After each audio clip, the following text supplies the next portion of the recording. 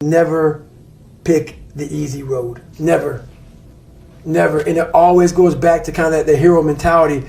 Never pick the easy road. Ever in your life. That is the one road that is doom. If you want something like 6-minute abs, you may achieve what you wanted, but you want the permanent fix. The permanent fix comes from the hard road. The hard road gives you permanent results. The easy road gives you the quick fix. You will go back to where you started on the easy route. That hard route is so permanent that it ends up callousing you everywhere. Everywhere. You keep a six-pack forever. You keep it. You keep it. Because you know the work that goes into it. Yeah. When you get to where you want to go in life, you finally get there, you finally reach that point, and you're there, and you're happy as hell. Realize this, you're not there yet. When you get that feeling that you arrived, be afraid. Be truly afraid. Because now you start to do this. Slowly die. Slowly die. Either you're getting better or you're getting worse. You're not staying the same. So when you get to where you think the journey is ended, and you're sitting back and you're like, I arrived, I'm on Mount Everest. I climbed 29,029. Yeah. The best thing to do is fall back down that damn mountain as fast as you can and start climbing. So I got a question about what I think about when I'm tired during competition. I don't think about myself when I'm tired during competition. I think about the people I'm competing against. What are they thinking about when they see me tired? See, I got a tattoo on my back that says show no weakness. It's there for a reason. Whenever you show weakness, you make them feel really good about themselves. See, in competition, everybody's a dog. So they're waiting for you to let down some scraps. It's that first who lets those scraps down makes that dog hungry. That dog wants to eat. So make sure one thing, don't worry about yourself when you get tired. Worry about what the competition's thinking about. Because they're looking for that chink in the armor. They're looking for that one slight thing that you did that shows them that you're being a b****, you're tired, you're exhausted. Maybe you didn't put all the work into your craft. They're looking for it. Don't make them find it. Stay hard. We are training kids and people to be soft in a world that continuously gets harder. And it doesn't correlate. Like that guy talking about the tear gas with the SEALs. Is that necessary? I don't know. But what is necessary is you have to build a person that can withstand the pressures of whatever they're going to be dealing with in life. And we don't do that.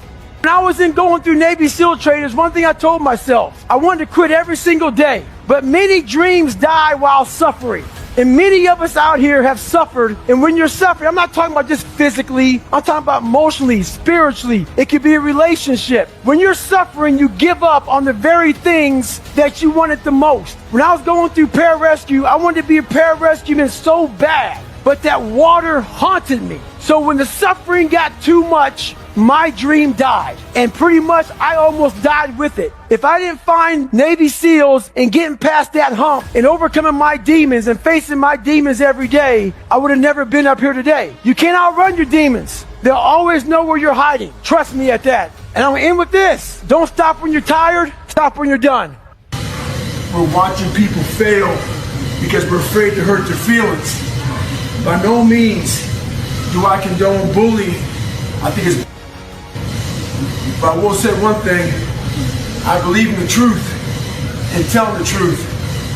A lot of us have loved ones, friends, people we see every day who are gaining weight, getting out of shape, not going to school, being lazy, but we're afraid to tell them the truth.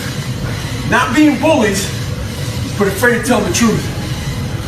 One thing that changed my life is my grandfather. He told me, you're going nowhere in your life, not being anything. As bad as that hurt me, it got me to pull my head out of my ass. So learn to stay hard, have thick skin and do what's right. Stay hard. A lot of us dream big. You should dream big. Dreaming big is important. You know, some of us want to be doctors, lawyers, dentists. Some of us want to be in special operations. So you have this big dream. You can see it so clearly, like it's right in front of you. You can go out and touch it. But the thing about it is, somewhere, if you dream big enough, somewhere down that journey, that dream becomes a nightmare. And what happens in that nightmare, you start to have all these questions. Like, if you want to be in special ops, you may not be a great swimmer. You may just realize that I'm not a great swimmer, I'm not a great runner. You may start to fail tests. And all these questions start to flood your mind. Why am I here? I'm not good enough. Trust me, I know all about the questions. They will flood your mind. If you do not have the answers for them, you will quit.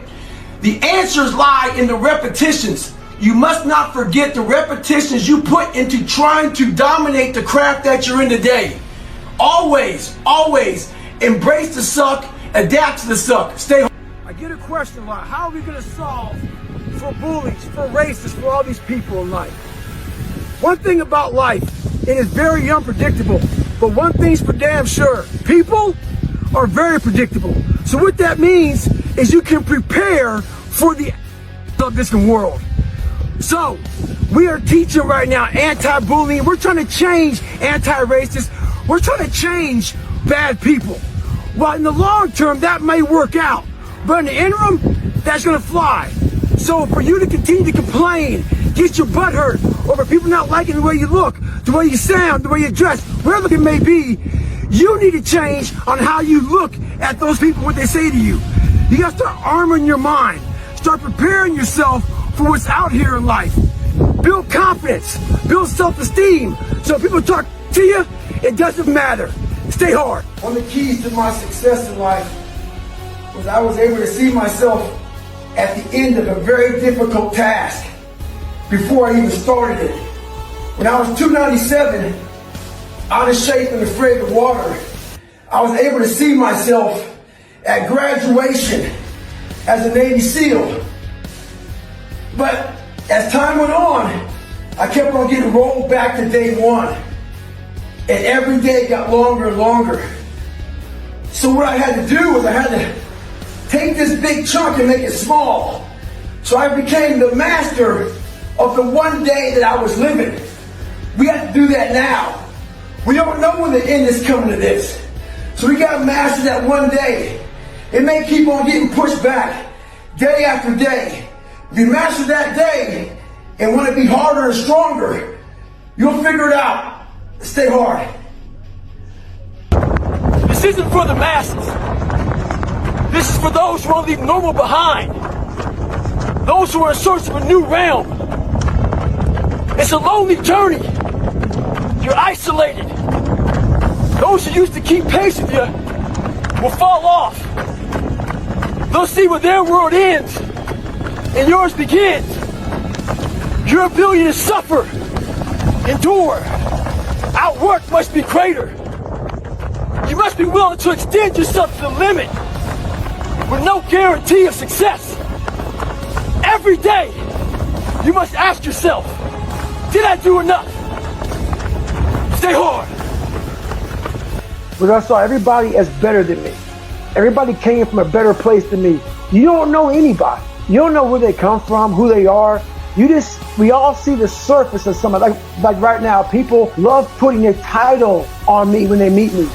Oh my God, you did 4,030 pull-ups in 17 hours. You ran 205 miles in 39 hours. You did this, you did that. You know, all these accomplishments that I've done now, they want to put a title on me, not knowing my backstory, not knowing how I got here today. We keep everything at such a surface level, but through failure is great success. For those people who are willing to stay the journey and stay the long journey, at the end of that becomes a very sharp sword, a very, very sharp sword. If you continue to beat that thing in the ground and beat it and beat it and beat it and throw it in the fire and throw it in the fire, I'm talking about us as human. And if we can always come out of the fire and come out of the fire, pretty soon, if you look at that fire the right way, you will be as sharp as a sword. And it's the honest to God's truth. Your mind will gain strength through the hell you've been through.